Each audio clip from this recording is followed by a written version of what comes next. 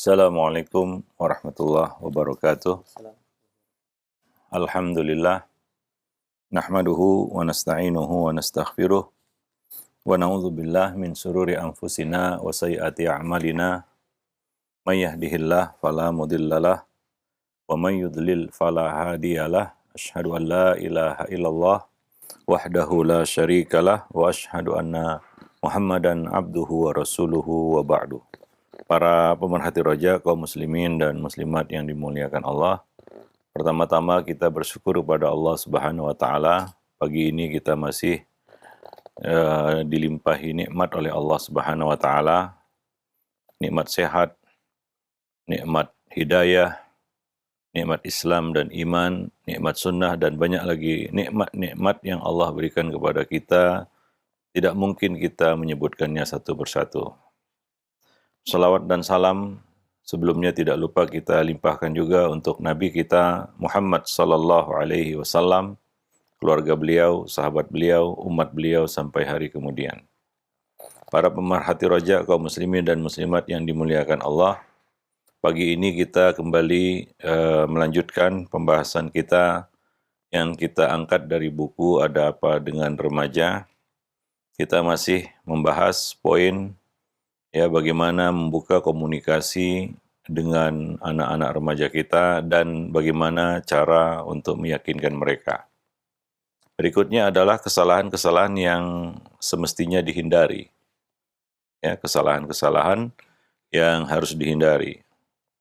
Komunikasi yang hangat dan lancar antara orang tua dan remaja adalah kunci penting dalam mencapai kebaikan bersama.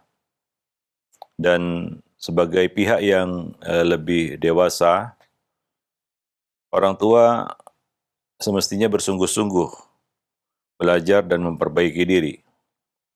Ya tentunya mereka, para orang tua punya pengalaman yang lebih daripada anak-anak remaja. Mereka tentunya lebih banyak tahu.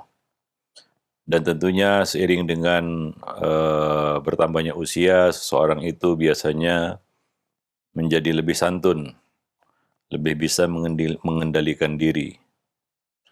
Beda dengan anak remaja mungkin yang mungkin masih berapi-api, gairah muda, semangat, darah muda, yang tentunya biasanya memiliki sifat yang impulsif dan eksplosif. Maka orang tua harus jadi penyeimbang di sini, agar bisa menjadi pendamping sekaligus pembimbing yang mampu menyuguhkan suasana yang hangat dan perasaan yang nyaman. Ya, khususnya ketika berkomunikasi dan berdialog dengan mereka. Ya, bukan membuat mereka, para remaja ini tambah stres berkomunikasi dengan orang tuanya, atau tidak nyaman, atau menjadi bingung, karena komunikasinya tanpa arah dan tidak terarah, bukan membimbing tapi membingungkan, Nah tentunya ini perlu kita kata kematangan ilmu dan kedewasaan, bisa melihat suatu masalah tidak hanya dari satu sisi, tapi dari banyak sisi. Ini akan memperkaya kita katakan etika komunikasi kita, Nah, tidak picik dan seperti pepatah, seperti kata dalam di bawah tempurung gitu. Nah, demikian. Kadang-kadang orang tua itu nggak nyambung dengan anak remajanya, karena mungkin dia berbicara tentang sesuatu yang tidak up to date misalnya, sehingga remaja nggak ngerti. Kadang-kadang orang tua selalu membanding-bandingkan dengan masanya waktu dia remaja dulu. Ini nggak sama tentunya, dan ini juga nggak bisa dijadikan ukuran begitu. Wah dulu ayah masih remaja begini, beda. Yang nggak bisa disamakan itu, karena tantangannya berbeda. Jadi itu kurang bijak juga kalau kita menyamakan kondisi remaja kita dulu dengan kondisi anak remaja sekarang. Dan mereka pasti kurang nyambung begitu ya, karena mereka nggak bisa membayangkan bagaimana orang tua saya waktu remaja dulu. Ya, kondisi dulu kan itu nggak masuk dalam kepala mereka ya. Mereka nggak bisa menggambarkannya, mereka cuma dapat cerita ya dari orang tua. Maka sebenarnya ya kita tidak perlu ya membandingkan masa remaja kita dengan masa remaja anak-anak zaman sekarang. Sehingga kadang-kadang tidak relate itu ya. Pembicaraan itu tidak nyambung jadinya. Ya karena tidak menyentuh masalah mereka. Ya, dan lebih parah lagi kadang-kadang nggak memberikan solusi. Nah ini yang kita katakan membingungkan kalau kita berkomunikasi, berbicara, yang membahas tentang masalah-masalah yang mereka hadapi, tapi tanpa solusi. Seolah-olah kita menyuruh mereka untuk mencari solusi sendiri. Nah ini tentunya akan membingungkan. Ya maka dari itu para orang tua ya sebelum ya misalnya menasihati, memberikan nasihat, ya sebaiknya ditata lebih dulu, dikonsep lebih dulu nasihat yang akan disampaikan, ya materi yang akan dibicarakan, ya sehingga lebih terarah ya dan tidak membuat bingung orang yang kita ajak dialog ataupun orang yang kita ajak bicara. Nah demikian. Ya mau tidak mau ya para orang tua juga harus menyelami dan mengetahui sedikit banyak tentang dunia remaja hari ini. Ya. Karena tantangan mereka sangat besar dan banyak, ya luar biasa. Mungkin tidak seperti masa remaja kita dulu, yang lebih simpel, sederhana, nggak ribet ya. Beda dengan sekarang, ya. Ya contohnya, ya dari sisi ya informasi yang masuk dan sampai kepada mereka. Ya luar biasa hari ini manusia dicekoki dengan informasi.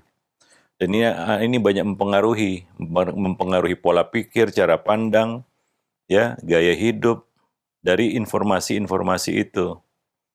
Ya, ya kita sekarang ini juga mungkin akan kebingungan ya ketika kita menghabiskan waktu untuk membaca informasi.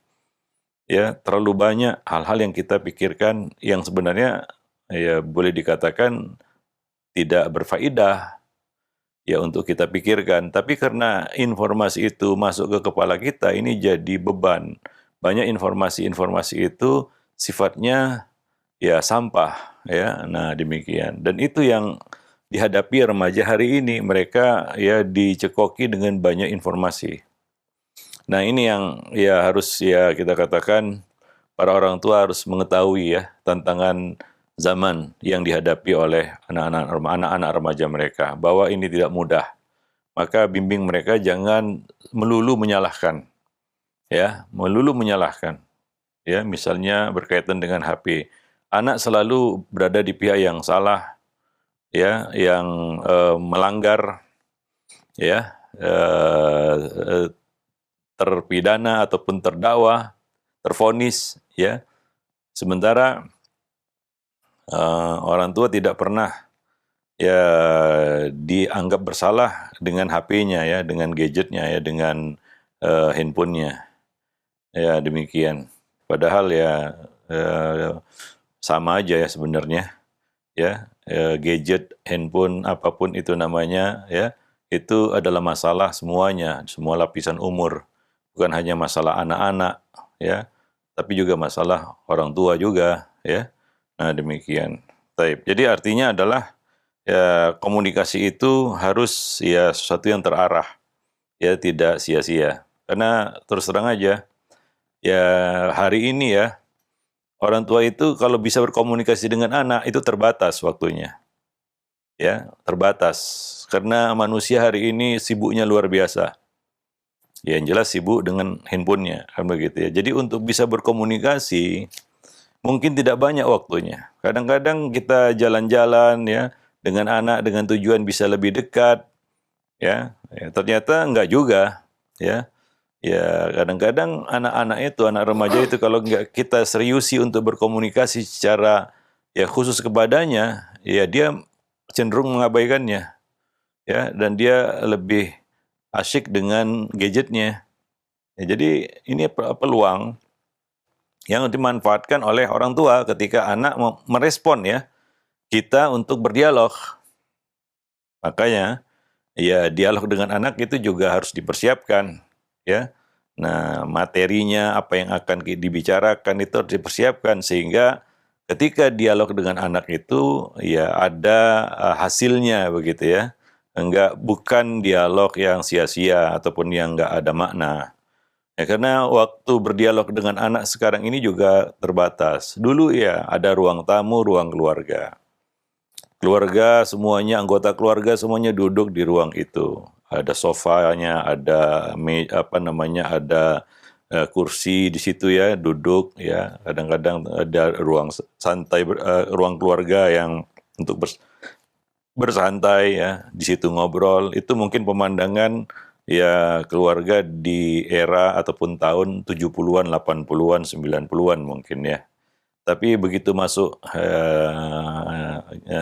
abad milenial, abad 21, ya itu sudah berubah fungsi, meja makan, ruang keluarga, ya cuma sekedar formalitas, ya supaya ada aja di rumah begitu ya, tapi fungsinya udah nggak ada lagi.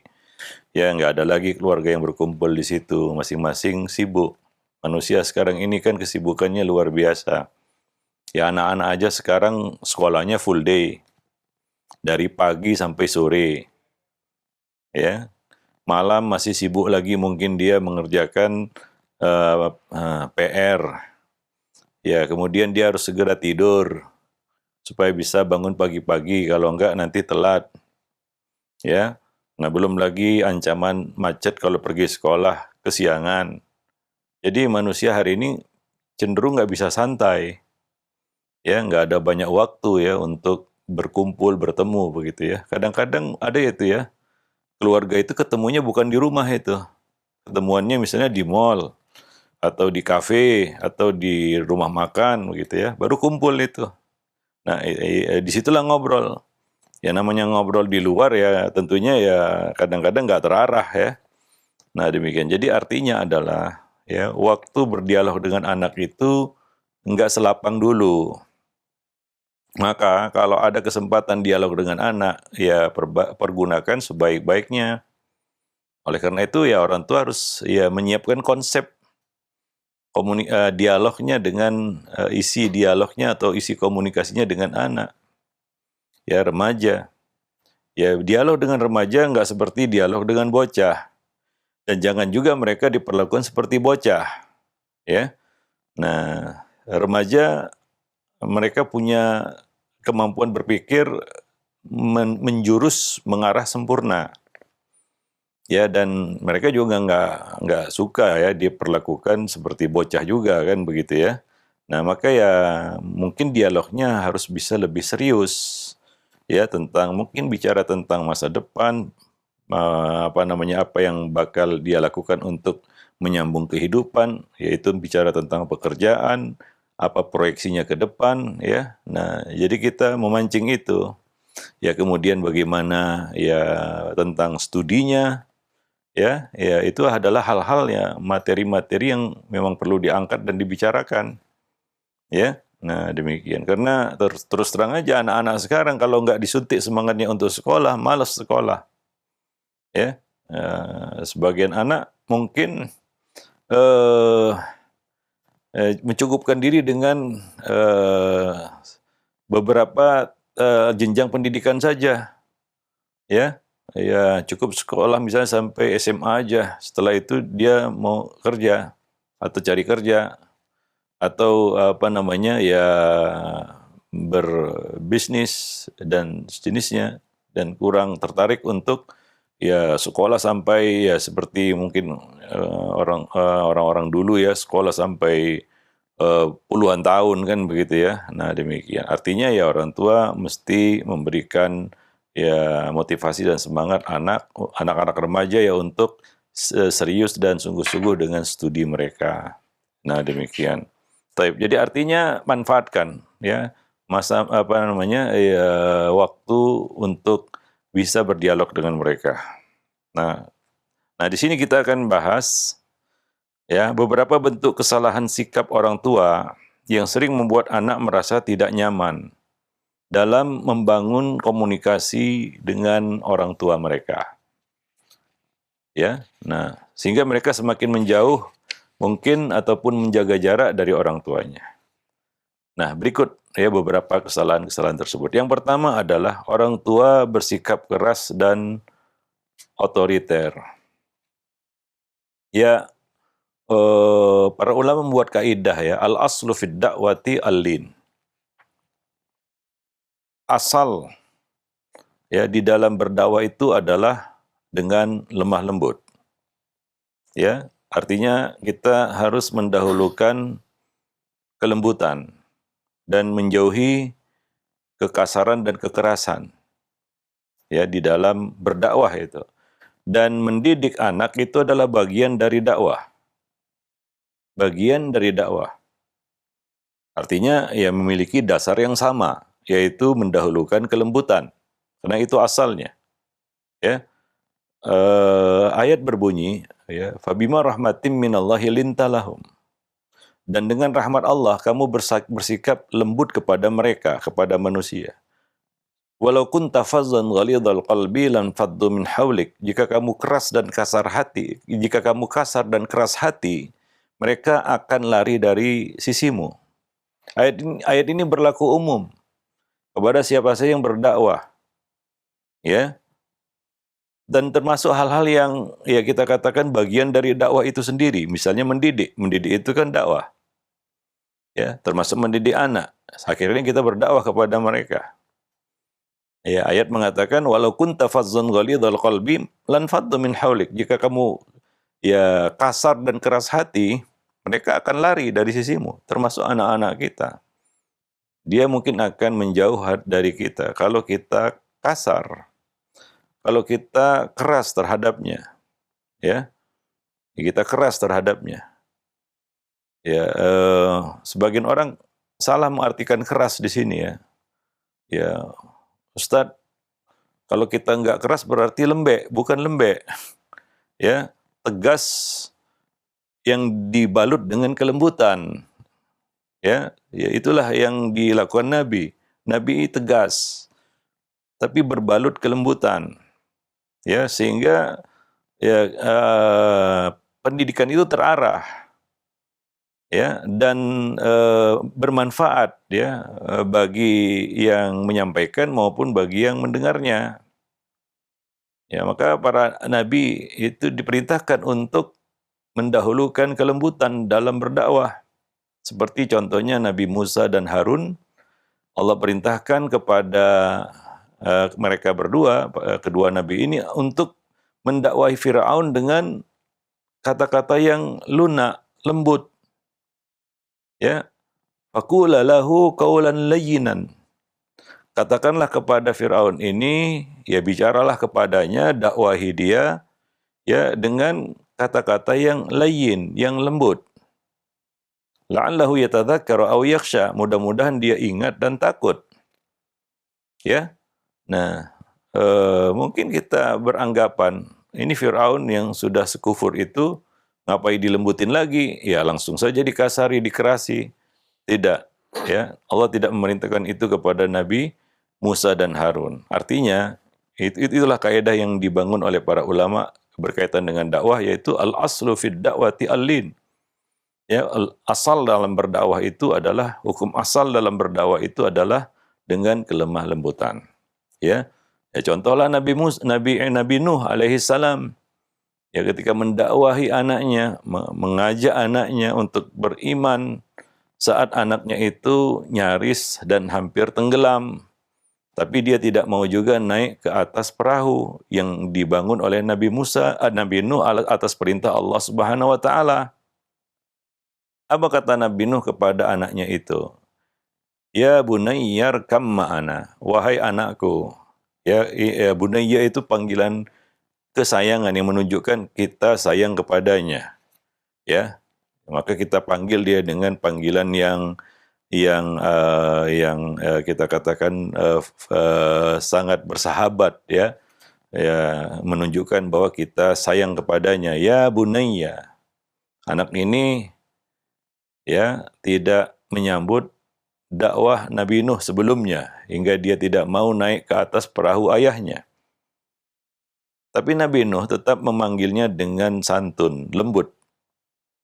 Ini adalah contoh ya bagi semua orang tua sebenarnya. Ya, begitulah seharusnya ya, kesabaran itu.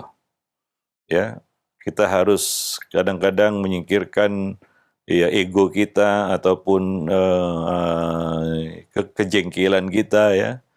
Bayangkan ya Nabi Nuh mendakwahi anaknya ini bukan sebulan 2 bulan, setahun 2 tahun, puluhan tahun bahkan ratusan tahun ya.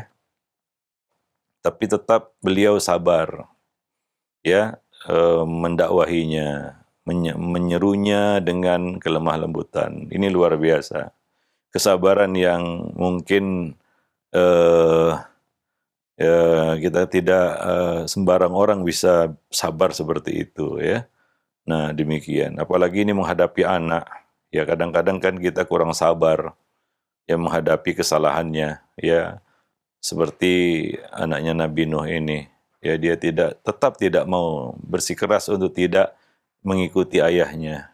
Tapi Nabi Nuh tidak marah-marah kepada anaknya ini, ya, tidak kasar juga, ya, tidak kasar juga. Padahal sudah demikian kondisinya. Beliau tetap memanggilnya dengan panggilan kasih sayang dan mengajaknya untuk naik ke perahu, yaitu mengikuti dakwah beliau. Ya bunayya arkam ma'ana, itu luar biasa.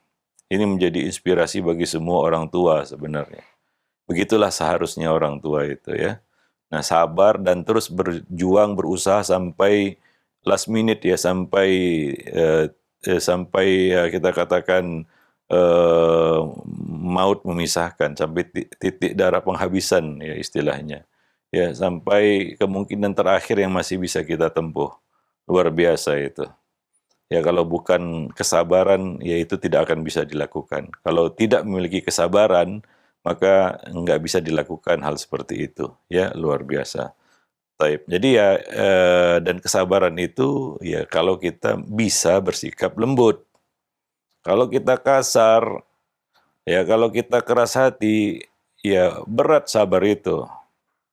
Ya, sabar itu akan menjadi berat. Inginnya marah-marah saja, itu lawan dari sabar ya. Marah-marah, ngamuk, itulah lawan dari sabar itu. Kalau nggak sabar ya yang muncul itu marah-marah dan ngamuk. Apalagi apa yang kita harapkan nggak terjadi ya. Apa yang kita inginkan nggak terjadi, bahkan sebaliknya. Yo, itu tambah ngamuk lagi itu. Ya, tambah ngamuk lagi itu orang tua. Tapi lihatlah Nabi Nuh, luar biasa itu. Dan sengaja Allah cantumkan kisah itu ya bukan untuk menunjukkan kegagalan Nabi Nuh, bukan. Ya, wah, gagal. Anaknya tidak beriman, kan begitu ya. Nah, tidak, tapi sisi yang perlu kita angkat di situ adalah kesabaran seorang ayah dalam mendakwahi anaknya.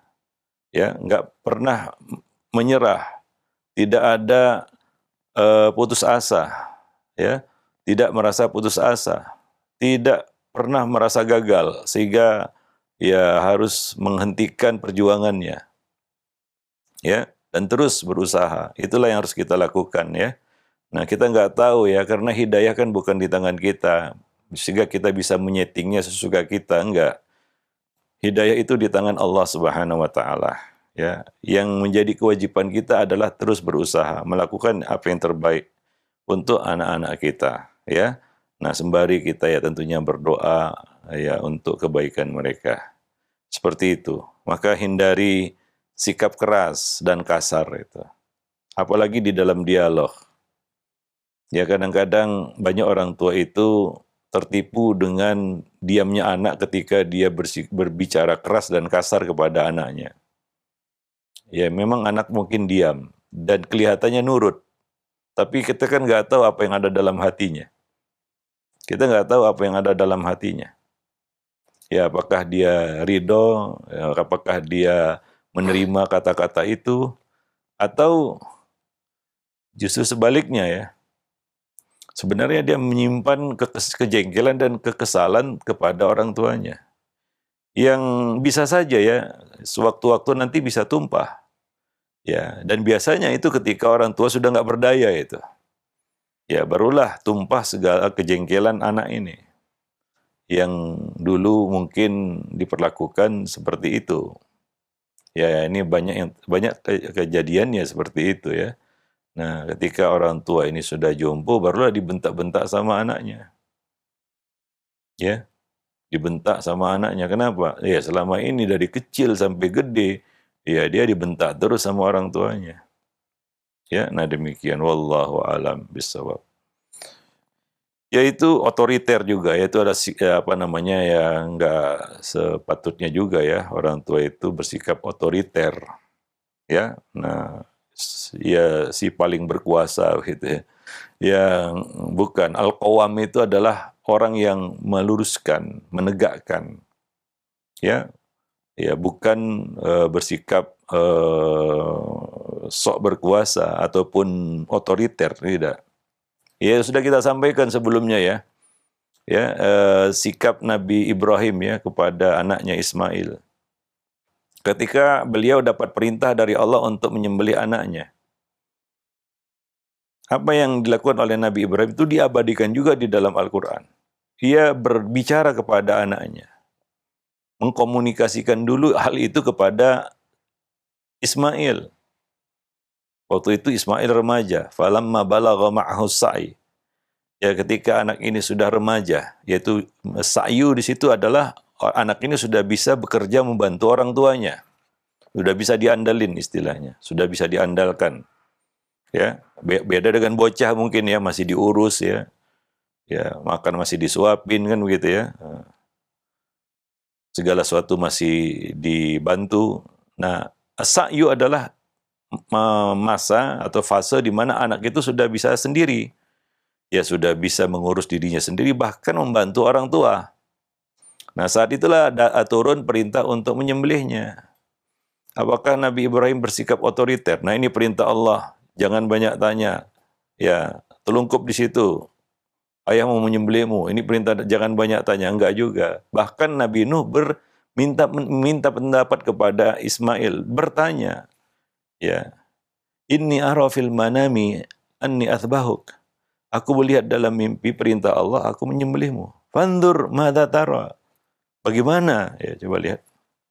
Gimana ya kita katakan bijaknya ya, hakimnya ya seorang Ibrahim alaihissalam kepada anaknya Ismail.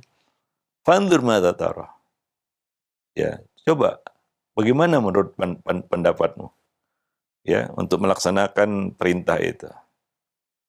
Nah, demikian. Jadi satu poin yang kita petik dari kisah tersebut ya adalah bagaimana Nabi Ibrahim di sini ya juga mengajak anak untuk ya berdiskusi untuk menjalankan satu hal yang besar, penting, ya bukan bersikap otoriter, pokoknya. Banyak juga orang tua yang seperti itu. Ya seakan-akan orang tualah pihak yang boleh bicara. Anak ikut aja. Ya, di sini kalaulah prinsipnya seperti itu, Nabi Ibrahim tidak akan bertanya kepada Ismail, fandur madza tara. Ya, ya, ya mungkin ya. Kalau ditanya seperti itu nanti dia nggak mau kan gitu ya. Ya perkiraan kita kan seperti itu. Tapi apa sambutan dari Ismail? Ya abatif alma tu'mar. Satajiduni insyaallah minas sabirin. Wahai ayahku, lakukan apa yang diperintahkan itu. Engkau akan dapati aku termasuk orang yang sabar. Nah, jadi kalau seseorang itu dihargai, ya, ya dia akan menghargai.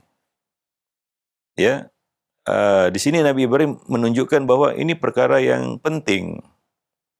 Ya, hingga dia bicarakan secara pribadi ya, empat mata ya dengan anaknya. Ya, nah kadang-kadang anak itu diajak bicara empat mata, dia merasa diorangkan gitu ya. Dia merasa menjadi sosok yang penting, yang urgen gitu ya. Bukan ya anak bawang kacung yang hanya menjalankan apa yang diperintahkan begitu ya. Dan nggak dikasih hak untuk ngomong sama sekali. Maka dia pun nggak merasa dihargai. Ya, nah demikian. Ya mungkin secara logika apa yang dilakukan oleh Nabi Ibrahim ini kan berisiko. Misalnya lah ya kejadiannya dan itu nggak terjadi. Ya, nah Ismail menolak. Jangan dulu ya. Mungkin ada takwil yang lain gitu ya. Atau mungkin bukan itu maksudnya. Ya. Nah, ya atau ya Nabi Ibrahim ya memaksa ataupun menyuruh saja Ismail untuk telungkup dan telentang untuk disembelih. Nah, pelajaran yang bisa kita petik dari kisah itu adalah bagaimana ya orang tua itu ya harus menghargai anak dengan bertukar pikiran, mengajak mereka berdiskusi ya tentang hal-hal yang penting ya. Maka mereka akan merasa diorangkan begitu ya.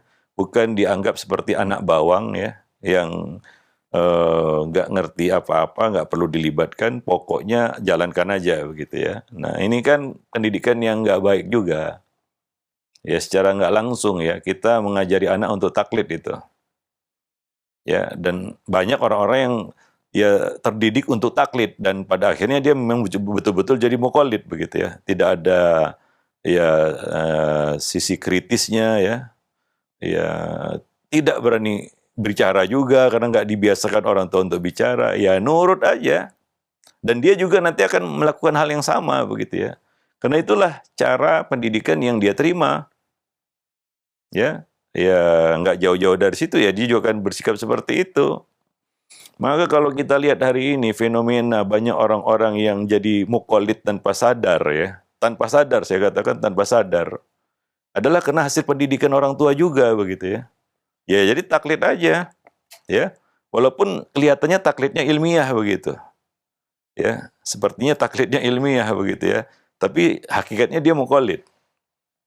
Ya, para pemerhati roja kaum muslimin dan muslimat yang dimuliakan Allah. Nah, itu hasil dari didikan yang otoriter tadi.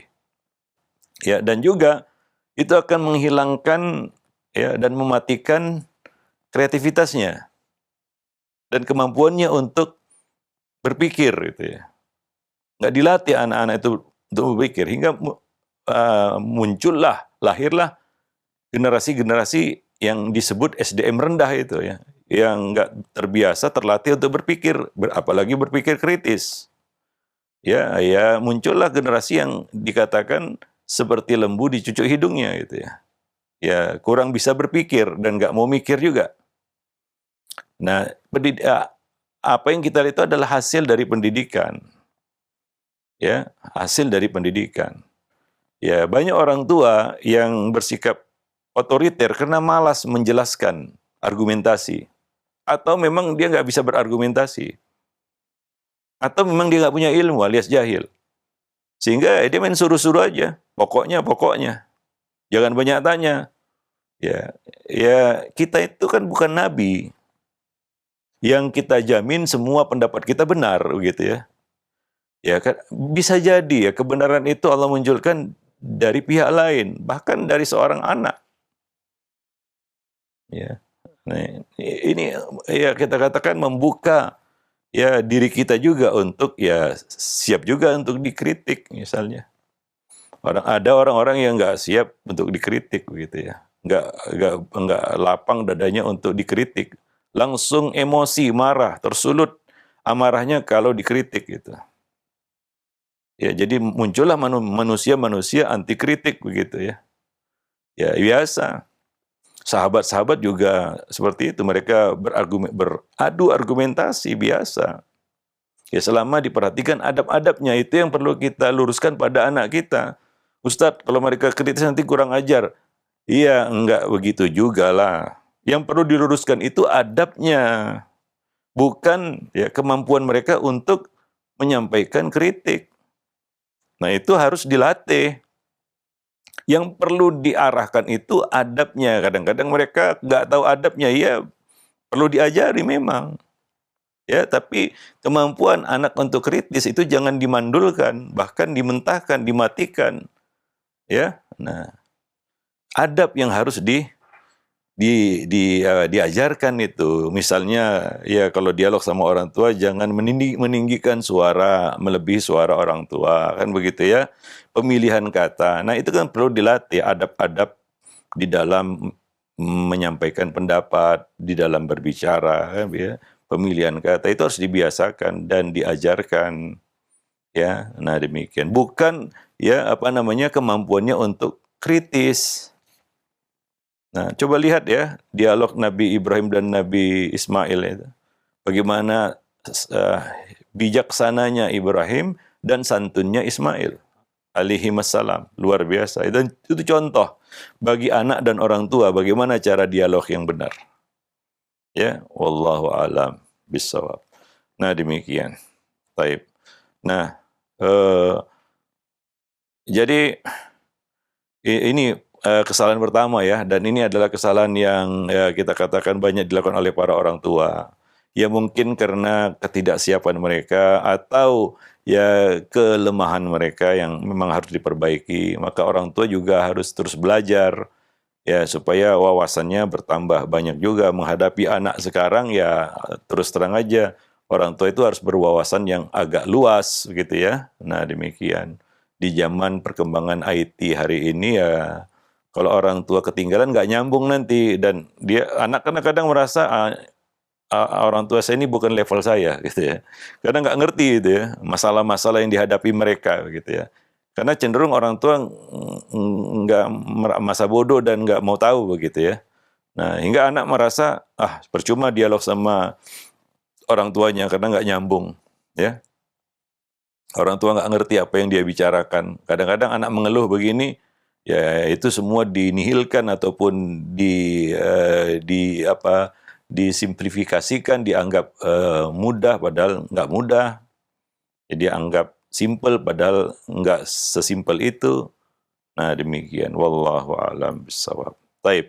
Nah, itu poin pertama ya. Nah, berikutnya nanti akan kita lanjutkan ya dengan poin-poin berikutnya ya, seperti ya, salah satu kesalahan juga yaitu suka memburuk-burukkan dan menjelek-jelekkan, menjatuhkan, merendahkan, underestimate. Nah, ini ya juga kesalahan ya para orang tua di dalam berkomunikasi dengan anak-anak mereka. Ya, wallahu a'lam bishawab. Ya, seperti kata-kata ya, saya ini sudah banyak makan asam garam. Ya, kamu itu anak ingusan, ya, kamu anak bau kencur, itu kan merendahkan, ya, nggak perlu juga kata-kata seperti itu, ya. Nah, atau kata-kata yang semisalnya, ya, ya itu kata-kata yang mengandung kesombongan juga, ya. Nah, tidak layak untuk diucapkan sebenarnya kata-kata seperti itu, ya. Nah, demikian. Taib, itu saja ya materinya. Untuk berikutnya kita akan buka ya, tanya jawab atau ada pertanyaan-pertanyaan yang mungkin perlu ditanyakan berkaitan dengan masalah ini.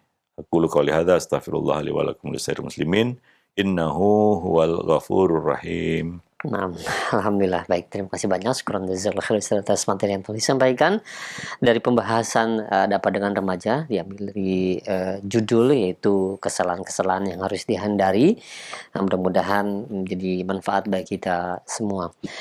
Baik, untuk selanjutnya silahkan bagi Anda yang ingin bertanya perihal pembahasan ini, Anda bisa mengirimkannya di nomor layanan pesan WhatsApp. Nah, Ustaz, yang pertama ada pertanyaan dari hamba Allah yang berada di Bogor.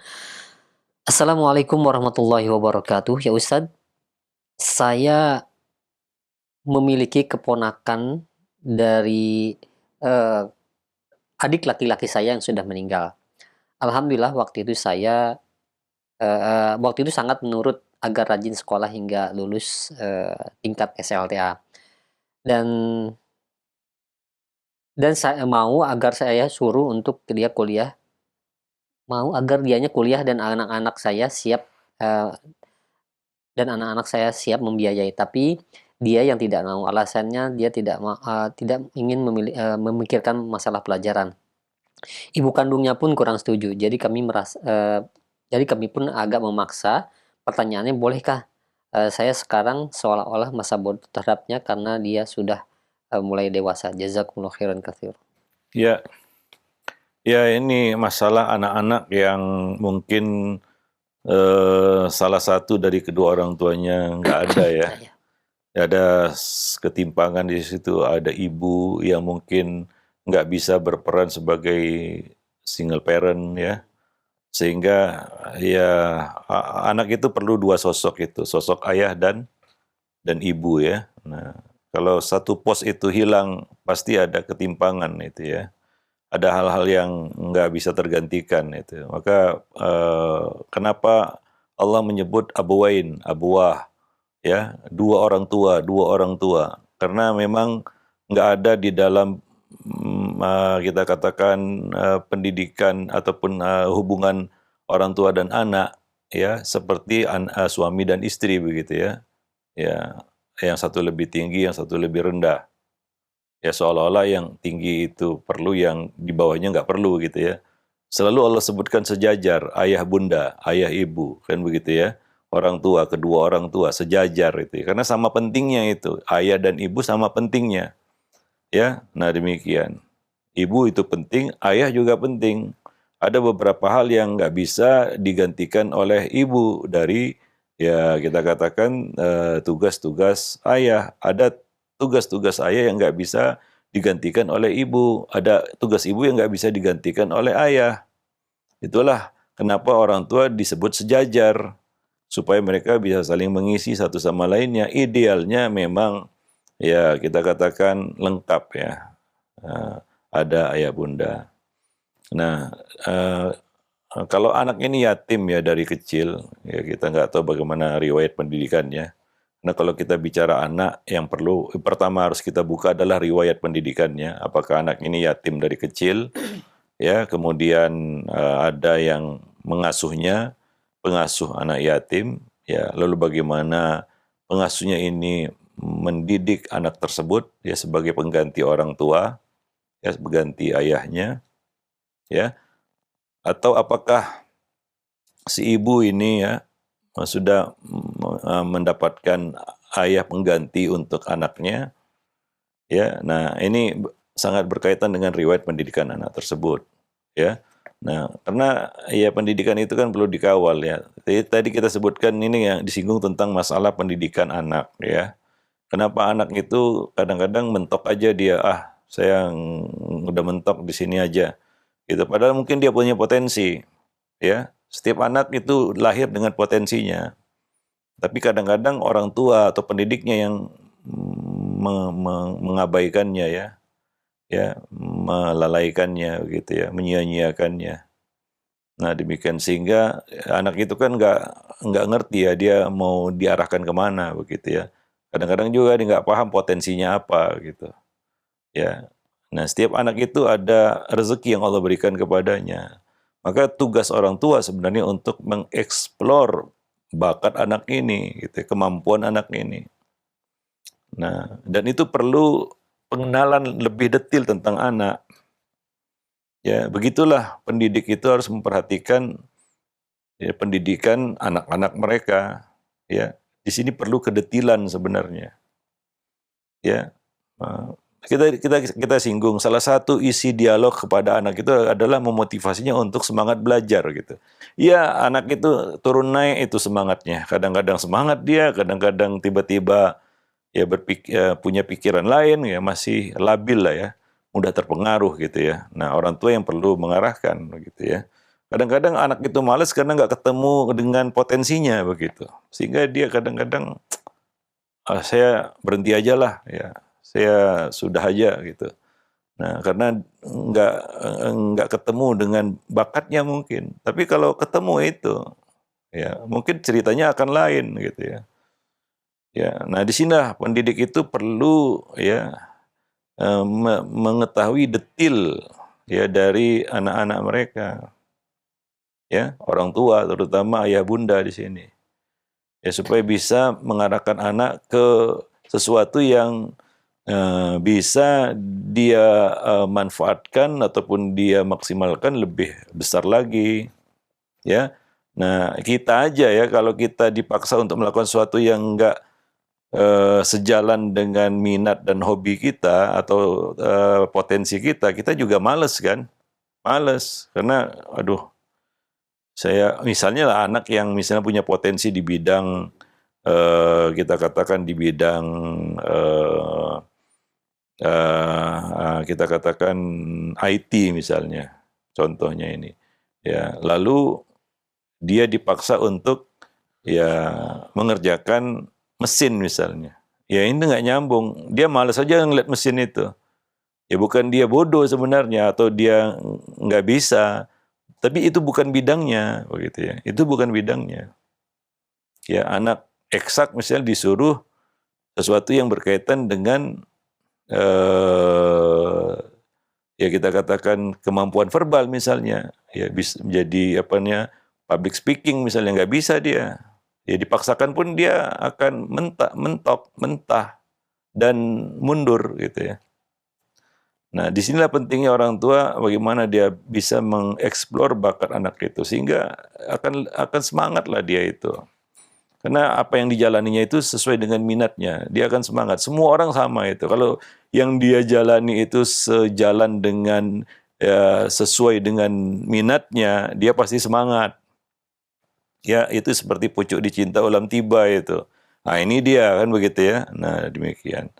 Ya tapi kalau nggak sejalan, ya dia cenderung malas dan ya sudahlah sampai di sini aja gitu. Maka kewajiban orang tua ya untuk bisa membaca bakat anak-anak mereka itu sangat penting. Dan itu yang salah satu metode Nabi Shallallahu Alaihi Wasallam. Kalau kita belajar sirah, ya sirah Nabi maksudnya, kita akan dapati ya salah satu faedahnya adalah ya, Nabi itu adalah orang yang sangat detil dalam segala hal. Termasuk juga di dalam mendidik anak. Anak-anak di zaman beliau banyak ya. Dan Nabi bisa membaca bakat anak-anak tersebut yang ada di hadapan Nabi. Karena Nabi detil melihat siapapun ya. Nabi pernah sering didatangi orang dan mereka bertanya dengan satu pertanyaan, yaitu apa? Apa amalan utama? Apa amalan terbaik? Tapi Nabi tidak pernah memberikan jawaban yang sama. Ya, logikanya kan pertanyaannya sama ya jawabannya sama aja semuanya. Ya, ada yang datang pertanyaan sama jawab aja itu juga kan begitu ya. Logikanya kan seperti itu. Tapi tidak dengan Nabi karena Nabi orangnya detil. Beliau melihat dulu ini siapa yang ada di hadapan saya, bagaimana dia, apa latar belakangnya, kira-kira ini siapa. Ya, begitulah Nabi. Maka jawabannya pun jadi berbeda. Ya, ada yang Nabi jawab, sholat tepat waktu. Ada yang Nabi jawab, beriman kepada Allah. Ada yang Nabi jawab, berjihad fisabilillah. Ada yang Nabi jawab, berbakti kepada orang tua. Macam-macam. Ya, bergantung kepada orang yang beliau hadapi. Begitulah detilnya Nabi. Begitu juga di dalam membaca bakat anak, Nabi gak menyamaratakannya. Wah, kalau gitu disamaratakan aja semuanya. Ya, semua anak sahabat remaja-remaja di zaman Nabi itu jadi ulama aja semuanya. Ya, tapi diseragamkan aja semuanya bakatnya begitu ya. Tanpa pandang bulu begitu ya. Pokoknya semua jadi ini gitu. Nabi itu tidak pernah menyeragamkan manusia. Karena Nabi itu orangnya detil. Kalau nggak detil ya diseragamkan aja semuanya. Banyak orang tua yang menyeragamkan semua anaknya begitu. Dan itu kan ya tidak wakil sebenarnya. Tidak realistis maksudnya. Ya, tidak realistis. Karena manusia kan berbeda. Rezeki yang Allah berikan kepada setiap orang kan berbeda di dalam rahim ibunya. Kan ditulis rezekinya, nggak ada yang sama itu. Ya, nah demikian. Jadi perlu kecerdasan dan kepintaran orang tua ya di dalam membaca bakat anak-anak mereka. Dan di sini perlu kedetilan, disitulah nilainya. Ya, maka Nabi nggak menyamakan gitu. Apakah semua anak remaja Nabi doakan seperti Abdullah bin Abbas? Allahumma faqihu fid din wa 'allimhu ta'wil. Bukankah itu doa yang baik? Ya Allah, berilah dia pemahaman dalam agama dan ajari dia tafsir. Apakah semua anak di zaman Nabi didoakan dengan doa yang sama? Semua remaja di zaman Nabi itu kan doa yang baik, Jadi dikumpulkan aja semua remaja didoakan dengan doa yang sama. Logikanya kan seperti itu. Tapi tidak dengan Nabi, nggak semua anak didoakan seperti itu. Karena bakat mereka berbeda. Nggak semua anak disuruh belajar bahasa asing. Seperti Zaid bin Sabit. Karena tidak semua anak punya bakat mendalami bahasa. Ya, tidak semua anak punya kemampuan leadership yang sama. Ya, Nabi bisa membaca kemampuan itu pada Usama bin Zaid. Ya, ya Nabi nggak coba-coba. Ini Abdullah bin Umar ini jadi panglima nih, gimana nih? Itu bukan coba-coba, tapi ya bukan bereksperimen, tapi Nabi membaca bakat. Karena orang yang berbakat itu pasti berbeda dengan orang yang nggak berbakat.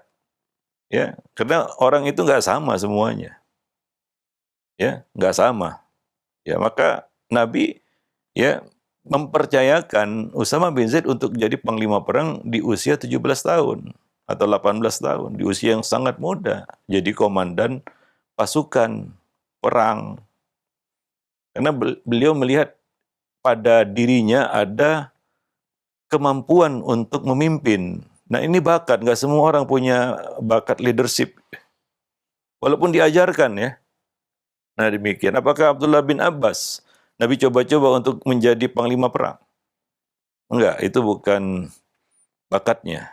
Ya, dan kalaupun dipaksakan itu nanti ya zalim kita kepadanya ya begitu ya.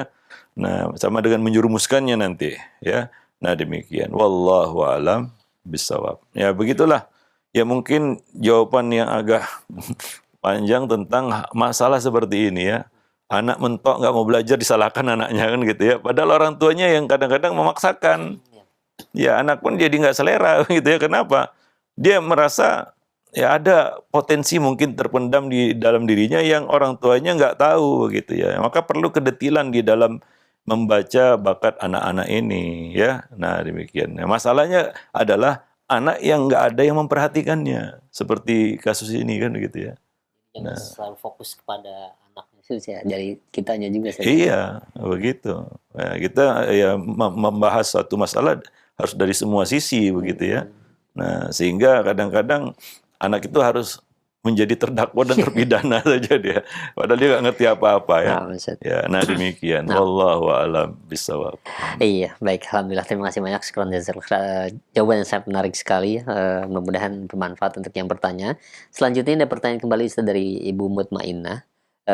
Ya Ustaz, sebelum beliau berdoa, Assalamualaikum ilaikum.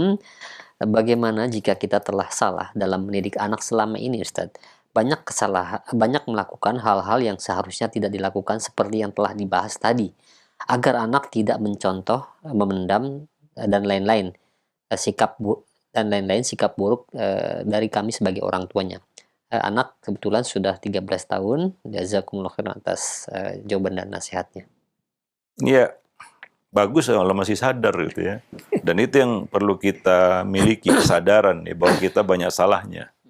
Ya, yang parah itu adalah orang yang tidak pernah merasa salah itu ya. Lalu bagaimana dia memperbaiki? Ya, sering kita sampaikan satu perkataan dan kalimat, yaitu jangan pernah merasa gagal mendidik anak. Ya, selama hayat di kandung badan, kesempatan masih ada. Ya, tapi kita wajib merasa salah karena kita banyak salahnya. Ya, agar kita bisa memperbaikinya. Ya, nah, karena kalau merasa gagal kita akan berhenti dan mundur. Ya, nah demikian. Dan kita pun menyerah, ya, putus asa, frustasi, dan nggak bisa berbuat apa-apa lagi, ya. Nah, dan itu kan sebenarnya yang tidak diharapkan, ya. Dan memang itu diharapkan oleh setan gitu ya. Bagaimana pendidik ini berhenti begitu ya, atau merasa gagal gitu ya. Nah, ya sehingga tidak menjalankan lagi tugasnya. Ya, memang kita banyak salahnya dan kita harus akui itu. Karena kejahilan kita, atau kita terlalu abai, ya, lalai, ya, atau karena kita terlalu sibuk sehingga kurang memperhatikan. Ya, banyak faktor-faktornya ya membuat kita banyak melakukan kesalahan di dalam bab ini ya. Ya, maka ya teruslah belajar ya. Pentingnya kita mendalami ilmu parenting ya. ya, bagaimana karena kita terus terang ya sebagai orang tua, kita juga sama semua kita. Ya, kita kalau belajar ya tentang hal semacam ini ya akan terbukalah ya bagi kita, waduh ternyata banyak salahnya ya. Banyak hal-hal yang sudah terluput begitu ya. Yang seharusnya tidak, tapi itu yang kita lakukan. Yang seharusnya kita lakukan ternyata tidak kita lakukan, kan begitu ya. Nah demikian, ya perbaikilah kesalahan itu, nggak ada kata terlambat ya. Nah ya kalau itu kesalahan yang menyangkut ya kepada anak ya jangan segan juga untuk minta maaf dan berubah. Karena anak juga bisa melihat ya bagaimana orang tuanya berubah kan begitu ya. Kalau dulu misalnya temperamental, emosional, nah sekarang udah bisa lebih sabar kan begitu ya. Ya kan buku yang sebelumnya kita bahas adalah mendidik anak tanpa amarah. Ya banyak yang mengakui ya dulu saya suka marah-marah Ustadz. Ya sedikit-sedikit marah-marah dan akhirnya anak jadi cenderung apatis kan begitu ya, nggak mau tahu kan begitu ya. Nah ya begitulah. Ya mungkin perlu kita perbaiki ya. Nah ya perbaikan itu ya perlu kita tampilkan kepada anak bahwasanya ya kita sebagai orang tua ya mau belajar juga kan begitu ya. Nah mau merubah hal-hal yang salah. Ya mungkin ya dengan kesadaran itu dan kesungguhan kita untuk memperbaiki diri dan bertaubat, Allah Subhanahu wa taala juga akan memudahkan urusan kita di dalam mendidik anak dan Allah mudahkan hatinya juga untuk bisa berubah juga seperti yang kita inginkan kan begitu ya. Nah itulah rahasia hati ada di tangan Allah bukan di tangan kita ya. Nah demikian. Wallahu alam bisawab. Nah mungkin ya sampai di sini dulu pertemuan kita pada kesempatan pagi ini. Yang mudah-mudahan kita bisa melanjutkannya di pertemuan-pertemuan selanjutnya insyaallah. Subhanakallah bihamdik asyhadu an la ilaha illa anta astaghfiruka wa atubu ilaik. Assalamualaikum warahmatullahi wabarakatuh.